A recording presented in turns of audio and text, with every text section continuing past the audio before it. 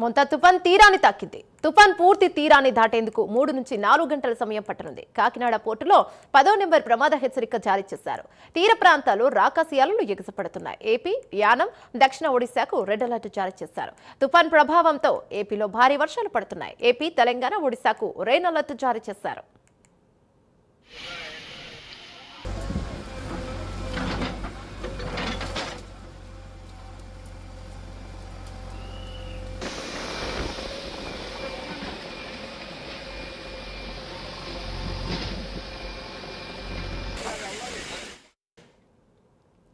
ఏపీలో మొంతా తుఫాన్ బీభత్సాన్ని సృష్టిస్తోంది. ఏపీలో విస్తారంగా వానలు పడుతున్నాయి.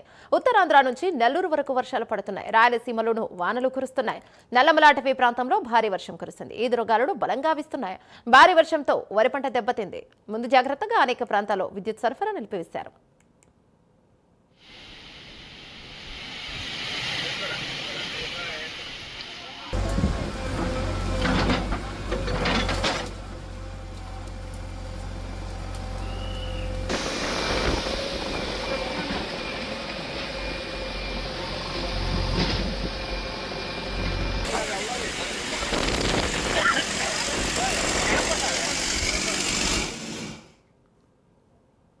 ఒడిషా, తెలంగాణపై మొంతా ఎఫెక్ట్ పడింది. ఏపీ ఓడరేవుల్లో 8 నుంచి 10 వరకు ప్రమాద హెచ్చరికలు జారీ చేశారు. ప్రకాశం జిల్లా వ్యాప్తంగా భారీ వర్షాలు కురుస్తున్నాయి. రోడ్లు చెరువులను తలపిస్తున్నాయి. విద్యుత్ సరఫరా పూర్తిగా నిలిపివేశారు. విద్యుత్ తీగలు తెగిపోయాయి. విద్యుత్ స్తంభాలు నేలకులాయి. వాగులు, వంకలు పొంగి పొర్లుతున్నాయి. ఇదే అంశంపై మరింత సమాచారం మా డిప్యూటీ ఎడిటర్ వాసు అందిస్తారు. రైట్ వాసు, చెప్పండి. కాసేపటి క్రితమే తుఫాన్ తీరాన్ని తాకింది. కాకినాడ మచిలీపట్నం మధ్య తీరం దాటే అవకాశం ఉంది. ఈ ప్రభావం 3-4 గంటల్లో పూర్తిగా తీరం దాటే అవకాశం ఉందని కూడా వాతావరణ శాఖ అయితే అంచనా వేస్తుంది. గడిచిన 6-7 కిలోమీటర్ల వేగంతో ఈ తీవ్ర తుఫాన్ కదులుతుందని కూడా అంచనా వేస్తున్నారు. ప్రస్తుతానికి మచిలీపట్నానికి 110 కిలోమీటర్లు, కాకినాడకి 100 కిలోమీటర్లు, విశాఖపట్నానికి 200 కిలోమీటర్లు కేంద్రీకృతమని కూడా చెప్తున్నారు.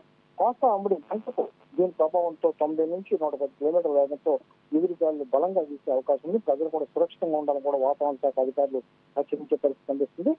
దీని ప్రభావంతో మొత్తం కూడా రేపు నుంచి కూడా శ్రీకాకుళం, విజయనగరం, మన్యం, అల్లూరి, విశాఖ, అనకాపల్లి జిల్లాల్లో కూడా భారీ నుంచి అతి భారీ వర్షాలు కురిసే అవకాశం ఉంది. అదేవిధంగా ఏలూరు, కృష్ణా, ఎన్టీఆర్, గుంటూరు, బాపట్ల, పల్నాడు జిల్లాలో కూడా అక్కడక్కడ భారీ వర్షాలు కురిసే అవకాశం ఉంది.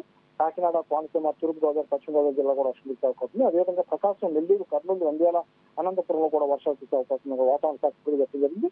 ప్రస్తుతం అయితే కోనసీమ హై అలర్ట్ ప్రకటించారు. ఈ ప్రస్తుతం ఎక్కువగా కోనసీమ అంటే ఉభయ గోదావరి జిల్లాలతో పాటు మొత్తం అల్లూరు జిల్లాతో పాటు వివిధ జిల్లాలను కూడా ఈ ప్రభావం అయ్యే అవకాశం ఉంది. ప్రస్తుతం 3-4 గంటల్లో తీరం దాటే అవకాశం ఉండడంతో అధికార యంత్రాంగం కూడా అప్రమత్తమైంది. సీఎం కూడా మొత్తం సమీక్ష అప్పటికే కొనసాగిస్తున్నారు. ఇప్పటికే చాలా ప్రాంతాలు, మచిలీపట్నం వంటి ప్రాంతాల్లో చాలా ప్రాంతాల్లో కూడా విద్యుత్ సరఫరా కూడా నిలిచిపోయే పరిస్థితి. ముఖ్యంగా హైవే నిర్మానుష్యంగా మారిపోయింది. ఎందుకంటే 7 గంటల నుంచి కూడా హైవేపై భారీ వాహనాలను ఎవరు కూడా అనుమతించట్లేదు. ఉదయం 6 గంటల వరకు కూడా దీన్ని కొనసాగిస్తారు. రాకపోకలు నిలిపేసే పరిస్థితి కనిపిస్తుంది. అదేవిధంగా కోనసీమ జిల్లా వ్యాప్తంగా హై అలర్ట్ ప్రకటించడం అధికారులు కూడా అప్రమత్తమయ్యారు. ప్రధానంగా కాకినాడ, కోనసీమ, ఉభయ గోదావరి జిల్లాలపై ఈ తుఫాను ప్రభావం అధికం ఉండటంతో ఆయా ప్రాంతాల కలెక్టర్ కూడా అప్రమత్తమయ్యారు. కోనసీమ ప్రజలు ఎవరు కూడా దయచేసి ఇళ్ల వదిలి రావద్దని అధికారులు విజ్ఞప్తి చేస్తున్నారు. ఇప్పుడు కూడా కొబ్బరి చెట్లు పడిపోవచ్చు, ప్రాణ నష్టం జరగవచ్చు కూడా హెచ్చరించే పరిస్థితి కనిపిస్తుంది. పూర్తిగా తీరం దాటాక మరో 3-4 గంటలు పట్టే అవకాశం ఉండడంతో ఈ 3-4 గంటలు కూడా చాలా అప్రమత్తంగా ఉండాలి. అత్యధికంగా భారీ ఎదురుగాలు వీసే అవకాశం ఉంది. భారీ వర్షం కురిసే అవకాశం ఉంది. దీంతో అందరూ కూడా అప్రమత్తంగా ఉండాలని కూడా కోరే పరిస్థితి. అదేవిధంగా మత్స్యకారులు కూడా ఎవరు కూడా ఈ సమయంలో వేటకు వెళ్ళొద్దని చెప్పడం జరిగింది. 3-4 గంటల్లో తీరం దాటాక మరో 24 గంటల పాటు దీని ప్రభావం ఉండే అవకాశం ఉంది. ఈ భారీ ఎదురుగాల్లో పాటు భారీ వర్షాలు కూడా కురిసే అవకాశం ఉంది. అందువల్ల ప్రజలంతా కూడా అప్రమత్తంగా ఉండాలి. ఈ జిల్లాలో అప్రమత్తంగా ఉండాలని కూడా వాతావరణ శాఖ ఇప్పటికీ హెచ్చరించడం జరిగింది. రైట్ వాసు, ముఖ్యంగా చూస్తే ఈదురుగాలులు ఎక్కువ వీచే అవకాశం ఉందని చెప్పారు. 90 నుంచి 110 వేగంతో ఈదురుగాలులు వీస్తాయని ముందే ప్రకటించారు. కాబట్టి విద్యుత్ సంబంధించి అంటే తీగలు తెగిపోవడం కానీ, కరెంటు పోవడం కానీ, చెట్లు విరిగిపడడం కానీ వీటి గురించి ముఖ్యంగా ఎలాంటి జాగ్రత్తలు తీసుకున్నారు అధికారులు?